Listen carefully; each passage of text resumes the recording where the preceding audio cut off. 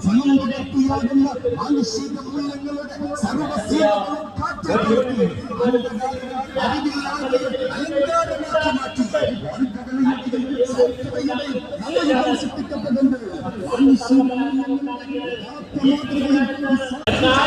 ഒറ്റ യൂണിവേഴ്സിറ്റി പോലും ഇല്ലാത്ത കേരളത്തിലെ മുസ്ലിമീങ്ങൾ ആർജിച്ചെടുത്ത വിദ്യാഭ്യാസ നവോത്ഥാനം ഇന്ത്യയിൽ യൂണിവേഴ്സിറ്റികളുണ്ട് എന്ന് അവകാശപ്പെടുന്ന ഒരു സംസ്ഥാനത്തിലേക്ക് എടുക്കാൻ കഴിയുന്നില്ല.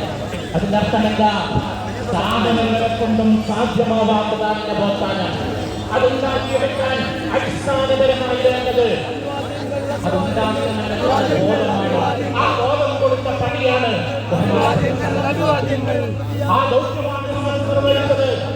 നവോത്ഥാനത്തിലേക്ക് കയറി പോകാനുള്ള അവസരം കൊടുത്തുകൊണ്ട് പാകപ്പെടുത്തി